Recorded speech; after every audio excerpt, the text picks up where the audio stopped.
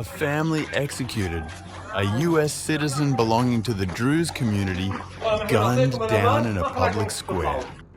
A haunting final message. Come and help us, if you can. This is VERTEX, and as Druze, Christians and civilians fall, calls grow louder for justice, protection, and change.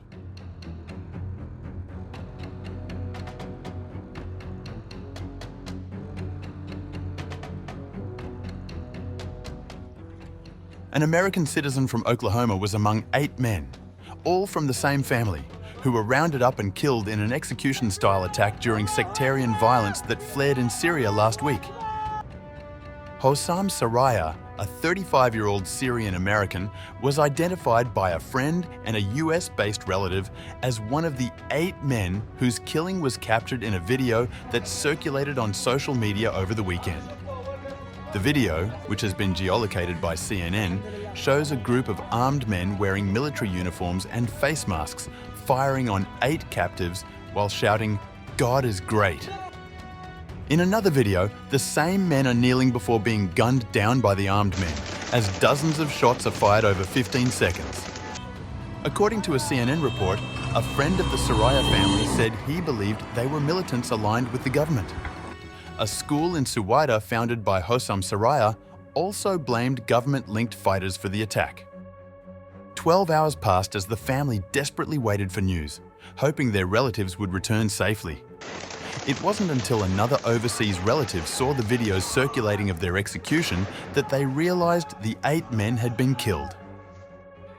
The friend who CNN spoke to corroborated these details, saying he witnessed the militants storm the home and forcibly remove 8 men while leaving female family members inside. The friend who spoke to CNN said, "Relatives later told me that the captives were marched 200 meters to Tishreen Square, where they were lined up and executed. One of the men had sent a final message to friends that read, 'Come and help us if you can. They surrounded us.'" The friend, who did not want to be named for fear of reprisals, identified Hosam Saraya's body after watching the video. The Saraya's family US relative, who asked not to be named for her safety, first learned of the attack when one of the female survivors sent her a desperate message. "Pray for us. They kidnapped the boys, they shot the house, they stole stuff." According to the US relative, who spoke directly with relatives in Syria, who said the family's male members had all been killed, leaving only their wives and daughters. Saraya's brother Kareem and other family members were also executed. Saraya had gone to Syria to care for his father, who was ill. Female family members who survived the massacre recalled how militants had stormed the family's multi-story home early in the morning, prompting the residents to fight back in defense. After one of the family members was wounded, the rest surrendered their weapons and the men were taken outside. I don't know how monsters can do that.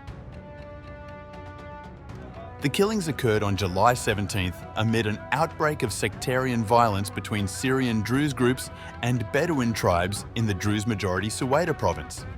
Saraya, who had studied in Oklahoma before returning to Syria, belonged to the Druze community, an Arab religious group of roughly 1 million people who primarily live in Syria, Lebanon, and Israel.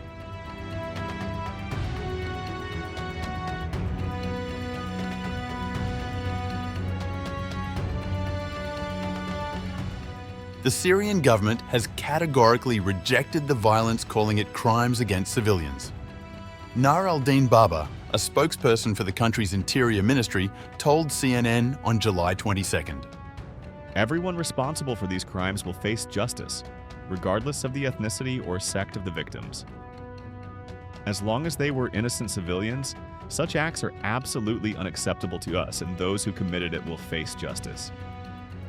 Meanwhile, the US State Department confirmed July 21st that an American citizen had died in Suwayda. The State Department, however, did not offer details about the death, but said, "It was greatly concerned when any U.S. citizen is harmed overseas, wherever they are, and called for accountability in all cases where U.S. citizens are harmed abroad." Widespread violence between the Druze minority and Bedouin tribes in southern Syria erupted on July 13th and has left hundreds dead in the latest explosion of sectarian bloodletting since the authoritarian rule of Bashar al-Assad was toppled by a coalition of Islamist rebels.